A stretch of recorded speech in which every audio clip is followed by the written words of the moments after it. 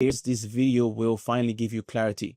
So let's get into it, inshallah. What is the Arabic language and why grammar is in the starting point? Most people complicate the Arabic language before they even begin, in a way whereas they psychologically tell themselves that they are learning Arabic grammar. And this is something that when I met Dr. Abdul Rahim, rahimahullah, the author of the Medina books, the books that are studied in the Medina University in Saudi Arabia, in the city of the Prophet sallallahu alaihi wasallam, he mentioned that for some reason people, when they learn the Arabic language, they tell themselves, I am learning Arabic grammar, as if Arabic grammar or grammar was the language itself. And you guys can hear it from himself here. You see, in languages, you ask people, what language are you learning? He says, I'm learning Spanish, I'm learning French, I'm learning Russian.